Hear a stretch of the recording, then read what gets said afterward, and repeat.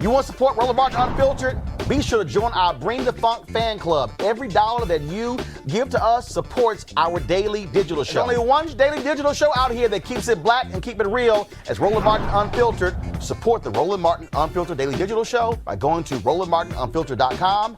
You can make this possible. The point I was just making there, you can pass a federal law, you can pass a state law, but there has to be a change of attitude, a change of policing, a change of conduct, a change of culture, a change of attitude among police in this country. Yeah, I think the mayor of Columbus is right. He said it best. He says, I don't care about the police unions. I don't represent them. I represent the people of Columbus. And it takes courage. It takes courage and courageous conversations and mayors like that, as well as Keisha Lance Bottoms and others, to do that, because the killing has to stop. These major urban centers are just becoming killing fields for black men.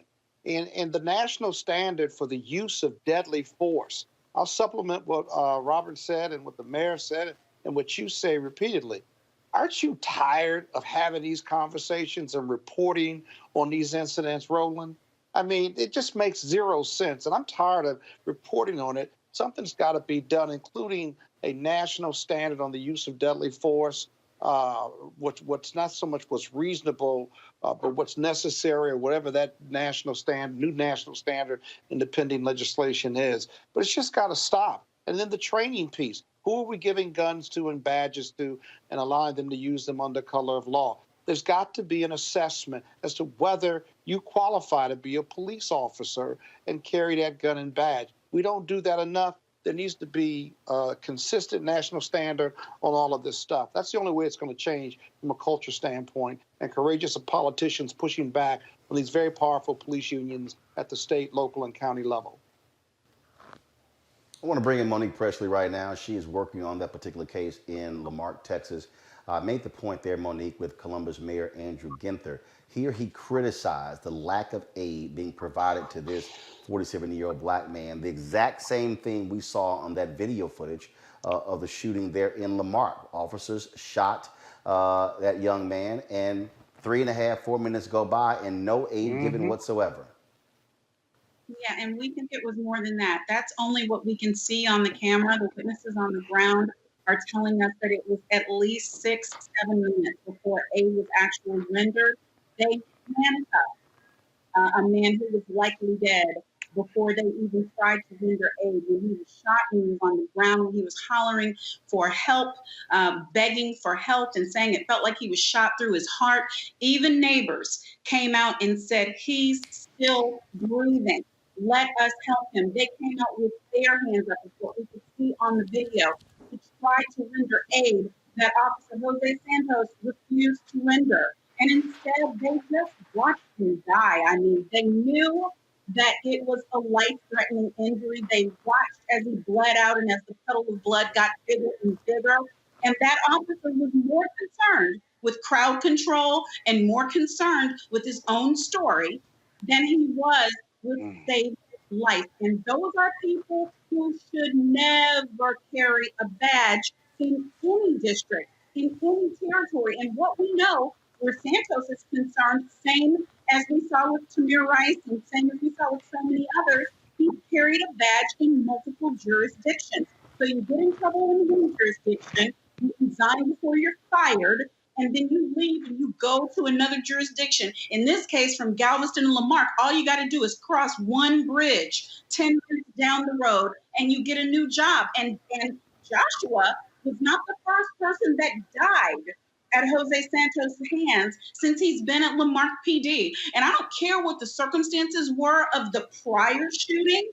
He never should have had an opportunity to carry, a gun that sanctions violence, that sanctions death, when he had already shown he's willing to beat a man to a pulp and try to drown him, just as willing as he is to do that, as apparently he is to do a drive-by shooting and call it an officer who's getting a suspect. So, no, many things. Monique, as you were talking, we were rolling the video of that Lamarck shooting. This is at the 1 minute point of the video. There's another 4 minutes and 4 seconds. He's there lying on the ground. No aid being provided. We have yet to see, of course, first of all, there's even that 60-second preview out of Columbus. But Robert, this is the thing that we also deal with. We deal with officers who lie on these reports, these officers who say someone was coming at them. And the reason why the body camera footage is important, or the dash cam footage, in the case of Laquan McDonald, the officers lied. And then the other officers around them lied too. And so part of the deal here, Robert, is that when they lie, the body camera footage then is able to contradict the lie. And that's why this stuff matters. We're not saying that the body cams are the panacea, the be-all to end-all, but my God, what it does provide you is real and proper context of the actions, not only of the person who has been apprehended or held up or shot, but also of the officer. Yeah. Well, Roland, and on that same note, I'm part of criminal defense bar. Most of the cases I do are criminal defense cases in addition to civil rights cases. And frankly, it cuts both ways for officers, that if an officer is doing something above board, if they do not believe they are breaking the law or breaking any code or breaking any protocols, then the camera is absolutely a benefit to the officer. I've had many cases where my client has told me a sob story, and then we see the police body cam footage like, no, you did it.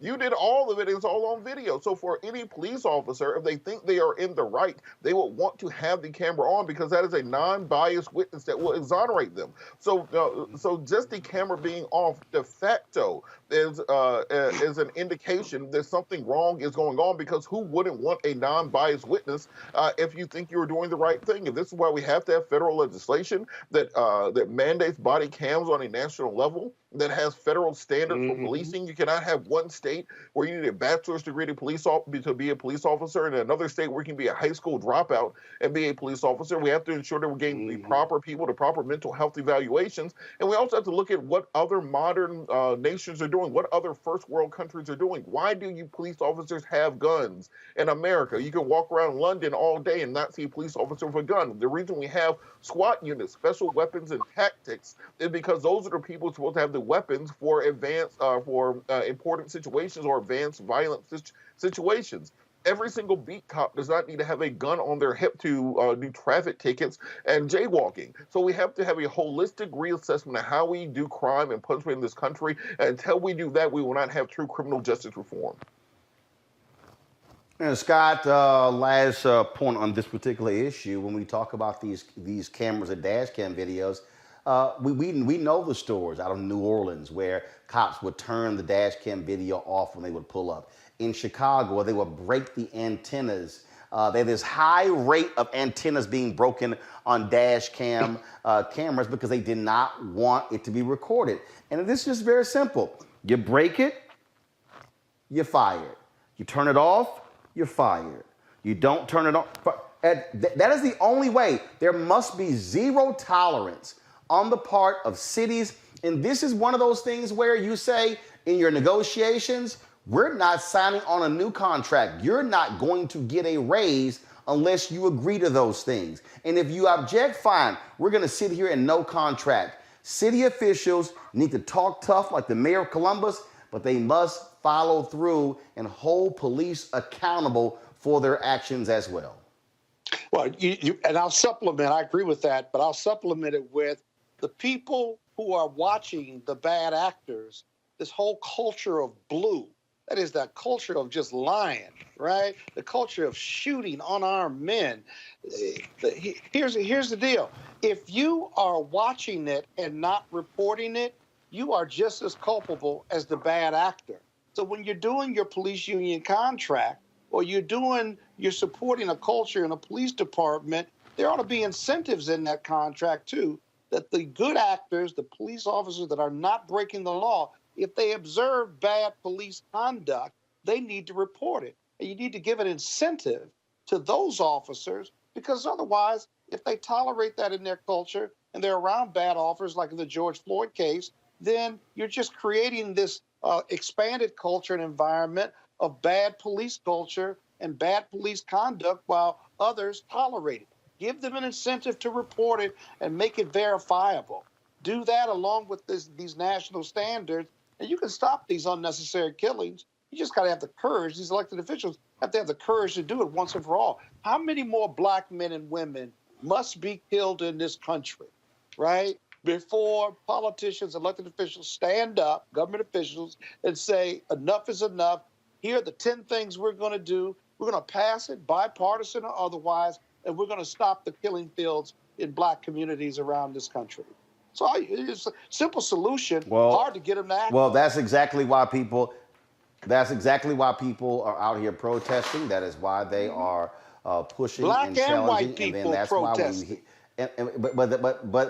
But that's why when you hear people talk about defund the police, we hear them talking about because they're sick and tired of things not being but that's done. not the answer, though. That's not the answer. Excuse me, Scott.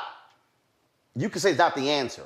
What I'm saying to you is that's why people are demanding it. Because there is death after death after death after death after death after death.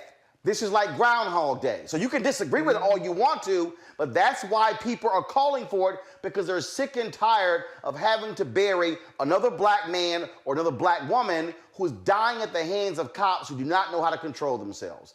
But speaking of what is happening in terms of things that should be done right in this country, same thing when it comes to COVID-19. Back to that Roland Martin Unfiltered video in just It's time to be smart. When we control our institutions, we win. This is the most important news show on television of any racial background. Y'all put $2, $3, $4, $5, $10, $15, $20, $30 on this and keep this going. What you've done, Roland, since this crisis came out in full bloom. Anybody watching this, tell your friends. Go back and look at the last 2 weeks, especially of Roland Martin Unfiltered. I mean, hell, go back and look at the last 2 days. You've had sitting United States senators today, Klobuchar and Harris. Whatever you have that you can bring to Roland Martin Unfiltered to support it, please do, because this information may literally save your life. Watch Roland Martin Unfiltered daily at 6 p.m. Eastern on YouTube, Facebook, or Periscope, or go to RolandMartinUnfiltered.com. Support the Roland Martin Unfiltered Daily Digital Show by going to RolandMartinUnfiltered.com. Our goal is to get 20,000 of our fans contributing $50 each for the whole year. You can make this possible. RolandMartinUnfiltered.com.